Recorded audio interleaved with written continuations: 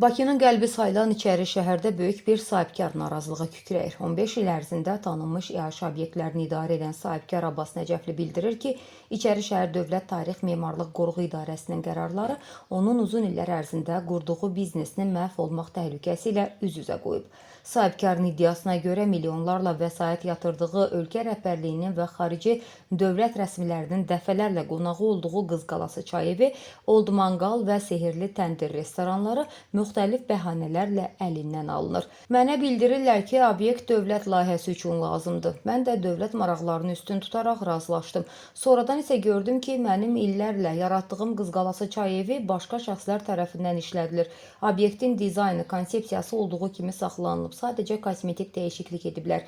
Bizi sadəcə aldadıblar deyə Abbas Nəcəfli qeyd edir.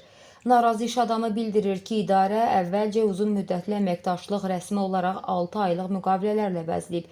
Müddət bitdikdən sonra obyekti boşaltmaq üçün cəmi 3 gün vaxt verib. Sahibkar məhkəmə qərarı tələb etdikdə isə içəridə xarici turistlərin olduğu bir vaxtda restoranların elektrik enerjisi qəfil kəsilib. Sahibkar vurğulayır ki, cəmi 6 aylıq müqavilələr biznes mühiti üçün real təhlükədir. Çünki heç bir iş adama bir neçə ay sonra çıxarılacağı qorxusu ilə bura böyük investisiya yatırmaz. Üstəlik, icarə haqlarının qəfil 6 mindən 10 minə, 10 mindən 15 minə qaldırılması və fərqli şəxslərlə fərqli qiymətlərin tətbiqi içəri şəhərdə bərabər rəqabət prinsiplərini tamamilə sıradan çıxarır.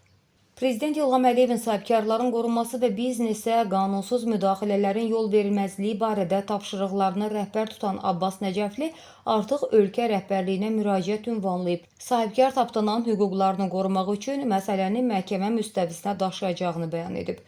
Dövlət layihəsi adı altında şəxsi maraqların təmin edilməsi iddiası nə dərəcədə doğrudur? Qarşı tərəf bu iddialara nə cavab verəcək? Suallar çoxdur. Cavabı isə yaxın günlərdə keçiriləcək məhkəmə prosesi bəlli edəcək. Səsləndirilən iddialarla bağlı bütün maraqlı tərəflərin mövqeyini işıqlandırmağa